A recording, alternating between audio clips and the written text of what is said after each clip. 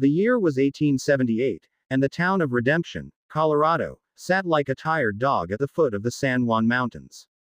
Snow still clung to the peaks even though it was late May, and the mud in the streets sucked at boots like it wanted to keep every soul that passed through. Inside Harlan's Mercantile, the air smelled of coffee grounds, leather, and the sharp bite of tinctures lined up behind the counter. A pot-bellied stove popped and hissed in the corner, throwing out just enough heat to keep the frost off the windows. Clara Whitaker stood behind that counter, sleeves rolled to her elbows, counting bottles of laudanum and checking the ledger. 24 years old, widowed before she ever really got to be a wife, she had come west with her late husband dreaming of a new start. Consumption took him within 6 months of stepping off the train in Durango, leaving her with a half-built cabin, a mile outside town and a stubborn refusal to go back to Pennsylvania with her tail between her legs. So she bought the Mercantile from old Mr. Harlan when his lungs gave out, and now the place was hers, debts and all. The bell above the door jingled. She looked up and felt the familiar twist in her stomach. Jack Calder filled the doorway, Stetson low over his eyes, duster still carrying trail dust from New Mexico territory. He had been gone 4 months chasing rustlers for the Stock Growers Association, and rumor said he'd brought 3 of them back draped over their own saddles. His coat was unbuttoned despite the chill, and the butt of his Colt showed easy at his hip. People said Jack never drew unless he meant to kill, and he never missed when he meant to kill. Clara tried not to think about either fact too hard. "Afternoon, Mrs. Whitaker," he said, voice low and steady.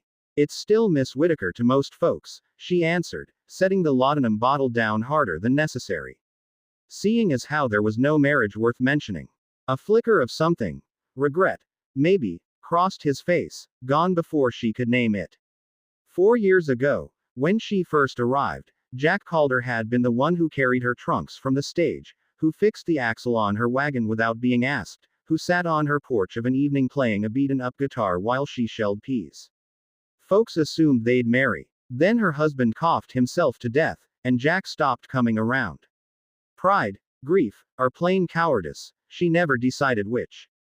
Jack removed his hat, revealing dark hair that needed cutting. "Heard you took over the store. News travels. Also heard Vic Malloy's boys been sniffing around your place." Clara's chin lifted. Vic Malloy owned the Bar M, the biggest spread for 50 miles, and he'd made it clear he wanted the creek that ran through her land. When gentle offers didn't work, his men started cutting her fences and spooking her 2 milk cows into the next county. "They've been persistent," she allowed. Jack's eyes, the color of winter sky right before snow, held hers. "You should have sent word." "I don't send word to ghosts, Mr. Calder." He flinched, just a tightening around the mouth, then stepped closer to the counter. Close enough she could smell horse and wood smoke on him. "I ain't asking forgiveness, Clara. I'm asking if you need help." Before she could answer, the door banged open again and 3 Bar M riders stomped in, spurs ringing. The leader, a thick-necked man named Pike with a scar that pulled his lip into a permanent sneer, slapped a list on the counter.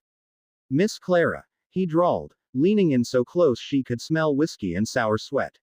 "Boss says you're short again this month on the lease payment for that creek water."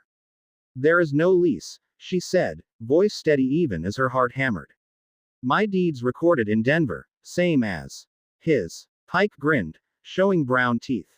"Funny thing about paper. Burns real easy." Jack turned slow, like a wagon wheel finding a rut. "You threatening a lady in broad daylight, Pike." The Mercantile went still. The only sound was the stove ticking as it cooled. Pike straightened. "This ain't your business, Calder. Any man threatens Clara Whitaker, it becomes my business." Pike's hand twitched toward his gun. His 2 friends spread out, palms hovering. Clara felt time stretch like taffy. She had seen Jack draw once, years ago, when a drunk miner pulled a knife on the saloon girl. It had been so fast her eyes couldn't follow. Just 2 shots and the miner on the floor with a hole through his heart and another through the brim of his hat where Jack had shot it off his head on the way down. Pike must have remembered the story too. His hand froze. Jack spoke soft. "You got 10 seconds to walk out that door. After that, Doc Ramsey's gonna be picking lead out of you till Christmas." The silence lasted maybe 5 heartbeats. Then Pike spat on the floor, turned, and the 3 of them left, boots thudding across the porch. Clara let out a breath she hadn't known she was holding. Her hands shook as she gripped the counter. Jack watched the empty doorway a moment longer, then looked back at her. You keep that Spencer carbine I gave you. Under the counter. Loaded. Always. Good. He set his hat back on. I'll ride out to your place at dusk, take a look around. You don't owe me anything, Jack. Maybe not. But I aim to square what I can. He left as quietly as he'd come. Clara stared at the closed door long after the sound of his horse faded down the street. Dusk painted the mountains purple when Jack rode up her lane. She met him on the porch with the Spencer across her arm, not pointed at him, but not pointed away either. Evening, he said, swinging down. Evening. She studied him in the dying light. He looked older than she remembered. Lines at his eyes, a new scar along his jaw. Coffee's on. They sat at her kitchen table like the last 4 years hadn't happened. She poured from the blue enamel pot. He wrapped both hands around the cup as if warming them. Your stock's thin, he said finally. Had to sell 3 cows to pay the bank. Vic's work. Some. Wolves took one. I took one with the Spencer when it came back for seconds. She lifted her chin again, daring him to make something of it. Instead he gave a short nod, almost approval. Good shot. Silence settled, not quite comfortable but not hostile either. I was sorry about Daniel, he said at last. Should have said it sooner. Daniel was a good man. Just not strong. She stared into her coffee. He knew it too. Asked me the day before he died to promise I'd stay. Said the land would take care of me if I was stubborn enough. A faint smile ghosted across her lips. He didn't know me very well if he thought stubborn was in question. Jack's mouth curved, the closest thing to a smile she'd seen from him in years. I recall you once chased a bear off this porch with a broom. It was eating my smokehouse. They both laughed then, a short surprised sound that seemed to startle them more than the gunfire earlier. Outside, coyotes started yipping down by the creek. Jack stood. Mind if I bunk in the barn tonight? Just in case Malloy's feeling frisky. You can take the spare room. Sheets are clean. He hesitated. Clara. Spare room, Jack. I'm not offering anything else. Yes, ma'am. But when she banked the fire and climbed the stairs, she heard him moving around downstairs long after, boots pacing the floorboards like a man wrestling ghosts. 2 nights later they came. Clara woke to the crack of a rifle and the scream of a horse. She was out of bed, Spencer in hand. Before her feet hit the cold floor. Jack met her in the hallway, shirtless, Colt already in his fist. Back pasture, he said. They ran outside into moonlight silver as frost. Flames licked up from the haystack near the barn. 3 riders circled, whooping, firing into the air.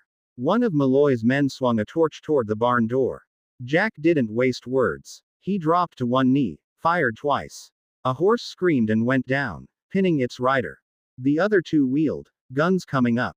Clara levered the Spencer and put a round through the second man's shoulder. He dropped the torch, shrieking. The last rider fired wild, bullet splintering the porch post beside Jack's head. Jack answered with 1 shot. The rider toppled into the dust and didn't move again. The pinned man tried to crawl for his fallen pistol. Clara walked down the steps, worked the Spencer's lever again. The metallic sound stopped him cold. Tell Vic Malloy, she said, voice carrying clear in the cold night, next man sets foot on my land loses more than a horse. The wounded man nodded frantically. Jack cut the dead horse's cinch so the rider could drag himself free, then watched him limp off into the dark leading the second horse. They stood there while the haystack burned itself out, smoke rising pale against the stars. Inside again, dawn just graying the windows, Clara poured whiskey instead of coffee. Her hands still shook. Jack took the bottle from her, poured 2 fingers, and drank his in one motion. You all right? He asked. I just killed a man. Her voice cracked on the last word. No, he said gently. You protected what's yours. There's a difference. She looked at him then. Really looked. Saw the weariness behind his eyes, the cost of every life he'd taken weighing on him like stones in his pockets. Why'd you leave, Jack? 4 years ago. Why'd you stop coming round? He stared into the empty glass a long time. Because I was falling in love with another man's wife. And I didn't trust myself to keep my distance. He met her eyes. Reckoned it was kinder to ride away. The silence stretched. Outside, meadowlarks started their morning song. Clara set her glass down. Daniel's gone. Been gone a long time. She took a breath that seemed to come from her boots. I'm not asking for promises, Jack Calder. But if you ride away again, you do it because you want to, not because you think it's noble. He crossed the room in 2 strides, cupped her face in hands that still smelled of gunpowder, and kissed her like a man who'd waited half a decade for permission. She kissed him back just as hard, fingers tangling in his hair, tasting whiskey and smoke and something that felt like coming home after a very long war. Later, when the sun was full up and the bodies were buried out by the cottonwoods, Jack stood on her porch rolling a cigarette. Marry me, Clara. She leaned against the doorframe, arms folded, but her eyes were soft. You asking or telling? Begging, if that's what it takes. She studied him a moment longer, then reached out and took the unlit cigarette from his fingers, tucked it behind his ear. First you help me rebuild that haystack. Then we'll talk. He grinned, the expression transforming his face into something younger, almost boyish. Yes, ma'am. By fall the haystack was twice as big, the barn had a new roof, and Vic Malloy sold out to a company from Denver after a quiet visit from the territorial marshal, who, it was whispered, owed Jack Calder a favor or two. On a crisp October morning with aspens blazing gold up the mountainside, Clara Whitaker walked down the aisle of the little church in Redemption wearing her mother's lace and a smile that made half the town dab their eyes. Jack waited at the altar in a new black coat, hat in his hands, looking for all the world like a man who couldn't believe his luck. When the preacher said, "You may kiss the bride," Jack did so thoroughly enough that the congregation started whistling. Afterward, on the porch of the house that was finally, truly theirs, Clara rested her head on his shoulder. Think we'll make it, Mr. Calder? He tightened his arm around her. Long as you keep that Spencer handy and I keep missing on purpose when you're mad at me. She laughed, the sound carrying clear across the valley where their cattle grazed peaceful beside a creek that belonged to nobody but them. And high up on the ridge, the San Juan Mountains stood sentinel. Snow already dusting the peaks, keeping watch over the stubborn woman and the gunman who had finally come home.